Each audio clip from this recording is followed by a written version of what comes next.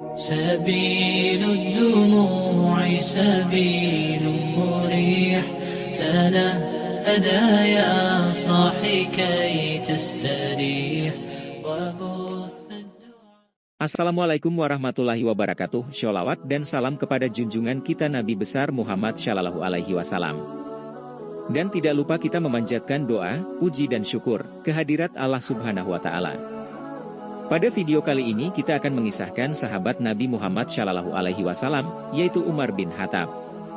Umar bin Khattab lahir pada tahun 584 Masehi. Umar bin Khattab adalah putra dari Khattab bin Nufail dari suku atau klan Bani Adi. Ayahnya, Khattab, adalah seorang tokoh yang dihormati di Mekah pada masa itu. Umar sendiri tumbuh sebagai pemuda yang kuat dan tangguh di Mekah sebelum menjadi seorang Muslim. Sebelum memeluk Islam, Umar dikenal sebagai seorang yang tegas keras dan bijaksana dalam mengambil keputusan. Di saat Umar masih muda dia mengembala unta milik ayahnya dengan didikan yang keras dan tidak segan memarahi Umar. Setelah sekian lama berlalu, Umar memutuskan untuk berdagang dengan para pembesar kaum Quraisy yang lainnya. Saat diutusnya kenabian di saat itu Umar menentang keras hingga dia termasuk orang yang menyiksa kaum muslim pada saat itu. Hingga suatu hari terdengar Hudzaifah bin Utbah bin Rabi'ah mengangkat Salim budaknya menjadi anak angkatnya. Hal itu membuat para pembesar Quraisy semakin geram terhadap Nabi Muhammad. Setelah itu terdengarlah Salamah bin Hisham Ayas bin Abi Rabi'ah saudara Abu Jahal masuk Islam, perpecahan pun semakin nampak di tengah para pembesar Quraisy. Umar bin Khattab geram tentang apa yang menimpa mereka. Di saat Umar berkumpul dengan para tetua suku di sebuah tempat yaitu Darun Nadwah tempat berkumpulnya para kepala dari setiap suku, mereka semakin takut karena jumlah pengikut Muhammad semakin bertambah. Dan di antara mereka berkata kalau ucapan Nabi Muhammad adalah sihir. Tapi Umar merasa bahwa tindakan mereka yang ingin memfitnah Muhammad itu adalah tindakan yang bertentangan dengan pemikirannya. Di saat bermusyawarah Umar berkata kepada para tetua di setiap suku harus menghukum sendiri bagi siapa saja yang mengikuti ajaran Muhammad dan ditanggap oleh setiap tetua keputusan Umar adalah keputusan yang adil.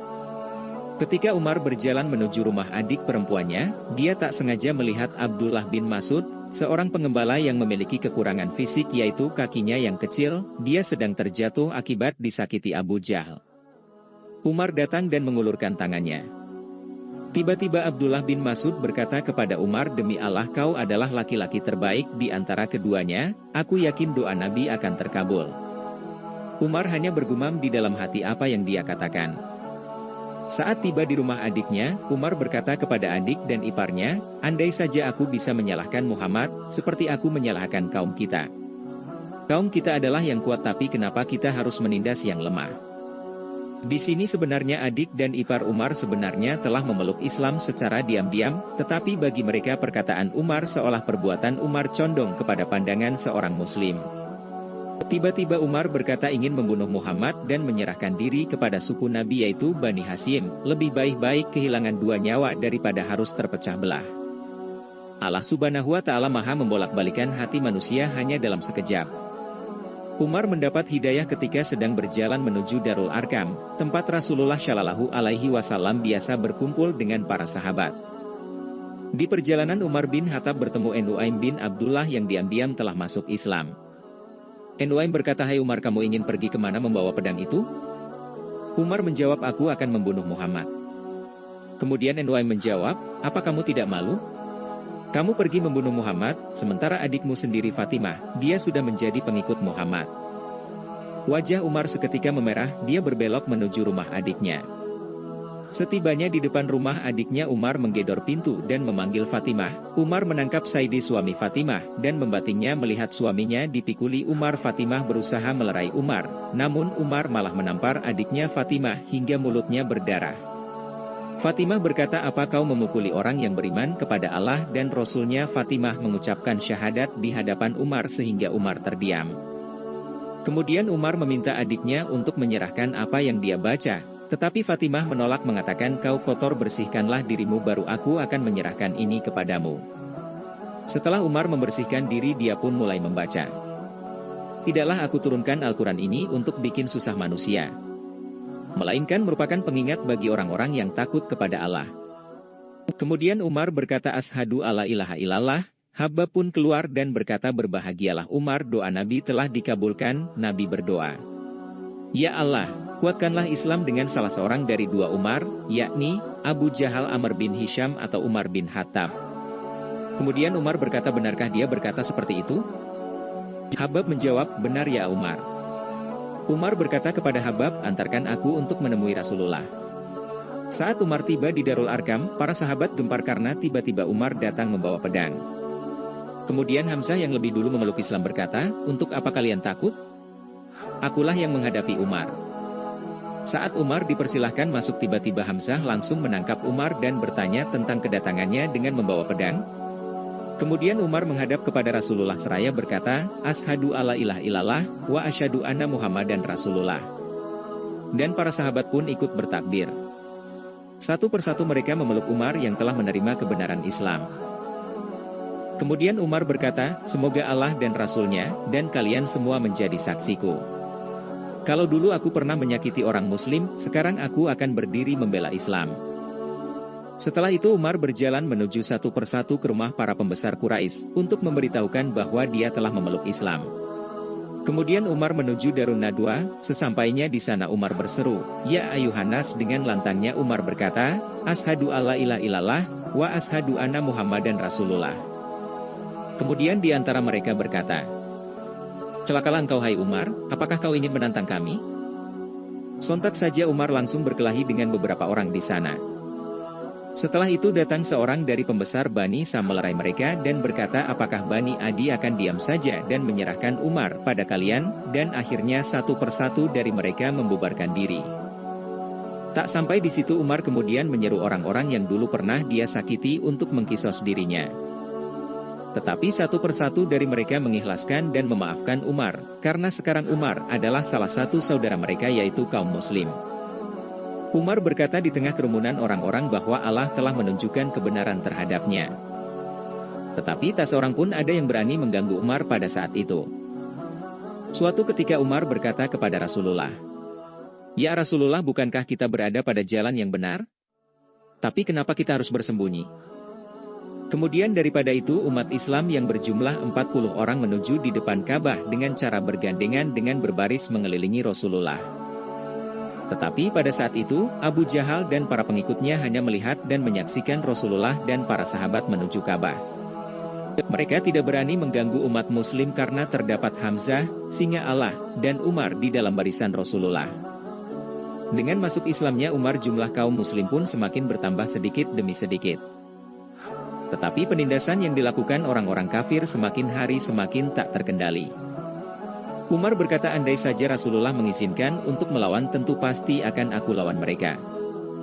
Kemudian Rasulullah memerintahkan umat Muslim untuk berhijrah ke Madinah. Umar bin Khattab pun mendatangi para pembesar Quraisy memberitahukan bahwa dia ingin hijrah ke Madinah. Aku akan berhijrah ke Madinah untuk melaksanakan perintah Rasulullah, barang siapa yang ingin diratapi oleh ibunya, ingin anaknya menjadi yatim atau istrinya menjadi janda, silakan menemuiku di balik lembah ini. Tak ada satu orang pun yang berani untuk melawan Umar pada saat itu. Singkat cerita, setelah Islam telah disempurnakan, hingga suatu hari terdengar seruan bahwa Rasulullah telah wafat. Umar yang mendengar berita bahwa Rasulullah wafat seketika berkata, siapa yang berani menyebut Rasulullah wafat, semoga Allah memotong lidah kalian.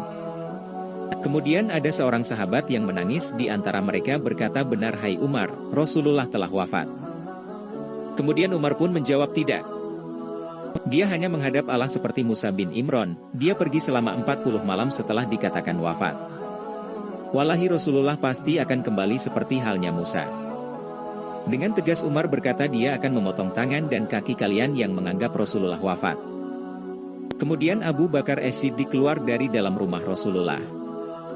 Dengan wajah yang sedih dan air mata yang mengalir di pipinya, Abu Bakar pun berkata kepada Umar, cukup hai Umar. Kemudian Umar pun menjawab, ya Abu Bakar, apa kau tak mendengar mereka mengatakan Rasulullah wafat, mereka semua telah menjadi munafik. Abu Bakar pun berkata, ya ayuhanas, ketahuilah barang siapa yang memuja Muhammad, maka ketahuilah bahwa Muhammad sudah wafat. Barang siapa yang memuja Allah, ketahuilah bahwa Allah Maha Hidup. Abu Bakar membacakan sebuah surah yang berbunyi, Muhammad itu tak lain hanyalah seorang rasul, sungguh sudah berlalu sebelumnya beberapa rasul. Apakah kalau ia wafat atau dibunuh kamu berbalik ke belakang, murtad? Barang siapa yang berbalik ke belakang, maka ia tak mendatangkan mudarat kepada Allah sedikitpun, dan Allah akan memberikan balasan kepada orang-orang yang bersyukur. Quran Surah Ali Imran ayat 144. Mendengar pernyataan Abu Bakar, Umar pun menangis. Di antara tangisan para sahabat, tangisan Umarlah yang paling keras. Umar tak menyangka bahwa orang yang paling dia cintai telah pergi menghadap Sang Pencipta. Setelah itu Abu Bakar dibayat menjadi khalifah pertama umat Islam. Pada saat itu, Abu Bakar menjadi khalifah dari tahun 632 sampai 634 Masehi. Di saat wafatnya Abu Bakar As-Siddiq, Umar bin Khattab diangkat menjadi khalifah kedua. Setelah Umar dibayat menjadi khalifah umat Islam yang kedua, Umar berdiri menghadap kepada seluruh umat Islam. Aku mendengar orang-orang berkata tentang aku, Umar itu keras, Umar itu begini dan begitu. Ketahuilah itu benar, sifatku itu hanya berlaku kepada orang yang zalim. Dan kepada orang-orang yang patuh kepada ajaran agamanya, maka aku akan lebih lunak kepadanya. Dan kepada sifat kerasku aku letakkan telapak kakiku di atas muka bumi ini, wahai orang-orang yang pemaaf, dan orang-orang yang pemurah. Setelah kepemimpinan Umar bin Khattab, dia mengangkat Abu Ubaidah sebagai pemimpin militer menggantikan Khalid, dan Khalid ditempatkan sebagai komandan batalion yang tadinya diduduki Abu Ubaidah. Kenapa Umar mengganti Khalid bin Walid? Khalid bin Walid atau dikenal dengan gelar Saifullah, pedang Allah, adalah panglima perang yang luar biasa, tidak pernah kalah dalam peperangan, baik sebelum masuk Islam, maupun sesudah masuk Islam. Setelah diangkat menjadi panglima perang sejak zaman Khalifah Abu Bakar, Khalid bin Walid selalu menang, sehingga saat itu muncul dalam benak dan keyakinan sebagian kaum muslimin saat itu. Perluasan wilayah selama menjadi khalifah, Umar bin Khattab masih mempertahankan usaha Abu Bakar untuk meluaskan pengaruh Islam. Di bawah kepemimpinannya, Islam telah berhasil menyebar hingga ke Damaskus, Bizantium, Suriah, Mesir, dan Persia. Luasnya wilayah yang dikuasai oleh kekhalifahan Rashidun membuat Khalifah Umar mengadopsi ilmu tata negara dari Persia. Berdasarkan ilmu tata negara Persia, Khalifah Umar bin Khattab kemudian membagi daerah administrasi menjadi beberapa provinsi. Provinsi tersebut adalah Madinah, Mekah, Suriah, Basrah, Kufah, Palestina, dan Mesir. Penaklukan Persia oleh Muslim bidang ekonomi, Khalifah Umar bin Khattab melaksanakan sistem pembayaran gaji dan pajak tanah. Selain itu, Umar bin Khattab juga mulai membuat sistem mata uang dan mendirikan Bait al-Mal. Bait al-Mal merupakan pusat harta negara atau kumpulan kas yang dimiliki oleh pemerintah yang dikembangkan untuk kemakmuran rakyat. Sikap adil merupakan salah satu prinsip tertinggi yang harus dilakukan oleh seorang pemimpin. Seluruh keputusan dan kebijakan pemimpin perlu bermuara pada kesejahteraan dan kemakmuran rakyat secara luas. Artinya tidak mengenal kelompok, suku, agama, dan golongannya sendiri. Semua terlayani dengan baik. Nabi Muhammad merupakan pemimpin yang menjadi teladan bagi para sahabat dan umatnya. Rasulullah Shallallahu Alaihi Wasallam menerangkan bahwa para penegak keadilan dan pemimpin yang adil akan ditempatkan Allah dalam kedudukan yang luhur dan terpuji, sampai digambarkan berada di atas mimbar cahaya. Sikap adil Nabi Muhammad diteruskan oleh para sahabatnya, termasuk Khalifah Umar bin Khattab. Khalifah Umar menjelaskan bahwa adil itu tidak mengenal dispensasi bagi keluarga dekat ataupun yang jauh dan tidak pula mengenal waktu sempit atau lapang. Walaupun ia nampaknya lunak akan tetapi sebenarnya kuat, dapat memadamkan api kezaliman dan memberantas kebatilan. Kehidupan Khalifah Umar bin Khattab tidak lepas dari memperhatikan kesejahteraan, keamanan, dan keadilan warganya. Suatu ketika Umar mendapat laporan bahwa putra gubernur Mesir telah menempeleng seorang warga negara tanpa sebab berarti dibanding perlakuan yang telah didapatnya itu. Seketika, Umar segera memanggil sang gubernur yang tak lain adalah Amr bin Ash untuk mengedepankan putranya dan mempertanggungjawabkan perbuatannya yang dinilai sewenang-wenang itu. Di hadapan gubernur Mesir dan putranya itu, Khalifah Umar memperlihatkan ketegasannya dengan kata-kata yang hingga kini termasyhur menjadi sebuah doktrin. Umar berkata, "Ila mata istabatum ana asawakot waladathum ummahatuhum mahroron?" Sampai kapan kalian memperbudak manusia, padahal mereka dilahirkan oleh ibu-ibu mereka dalam keadaan merdeka? Menjelang hari kematiannya, Umar bin Khattab menyadari bahwa kondisinya semakin lemah dan sudah tua. Beliau pun berdoa kepada Allah Subhanahu wa Ta'ala agar diberikan kesyahidan dan Allah pun mengabulkan doanya itu. Beliau diketahui meninggal setelah dibunuh saat menjadi imam sholat subuh oleh Abu Luluah Fairuz, seorang budak Al-Mughirah dari Persia. Ia membunuhnya karena kecewa atas kekalahan Persia, yang saat itu menjadi negara adidaya, oleh pasukan Islam. Beliau ditikam menggunakan pisau sebanyak 6 kali sehingga mengakibatkan luka yang sangat parah. Kejadian itu bermula sebelum matahari terbit hari Rabu tanggal 4 Dzulhijjah tahun ke-23 Hijriah. Umar keluar dari rumahnya hendak mengimami sholat subuh. Beliau menunjuk beberapa orang di masjid untuk mengatur syaf sebelum sholat. Baru saja akan memulai niat sholat dan hendak bertakbir, tiba-tiba Abu Luluah muncul di hadapan Umar dan menikamnya sebanyak 3 hingga 6 kali. Beliau yang merasakan panas senjata itu di dalam dirinya, menoleh kepada jamaah dan memerintahkan mereka untuk mengejar Abu Luluah.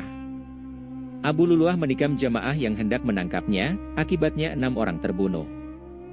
Setelah itu, ia pun melakukan aksi bunuh diri.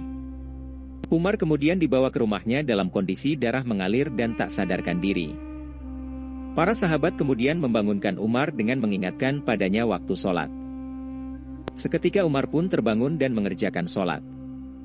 Dia lalu menanyakan siapa yang menikamnya. Para sahabat menjawab bahwa Abu Luluah bin Mughirah bin Syubah yang telah melakukannya. Umar pun bersyukur kepada Allah kematiannya tidak di tangan orang yang beriman dan ternyata si pembunuh adalah orang kafir. Setelah itu Umar wafat. Di saat Umar dimakamkan, Imam Ali penasaran dengan Umar, karena dahulu Umar bin Khattab pernah bertanya kepada Rasulullah, "Ya Rasulullah, jika malaikat di dalam kubur bertanya apakah aku dalam keadaan seperti sekarang ini?" Rasulullah pun menjawab, "Betul hai Umar." Kemudian Umar pun berkata, "Demi Allah aku akan melawannya." Ali ingin melihat bagaimana Umar saat ditanya oleh 2 orang malaikat tersebut, dengan izin Allah Ali menyaksikan. Ketika 2 orang malaikat mendekati Umar bin Khattab, Umar langsung bertanya, "Siapa Tuhanmu, siapa nabimu?" Malaikat pun bingung seketika Ali tersenyum melihat Umar bin Khattab. Wallahu a'lam bishawab.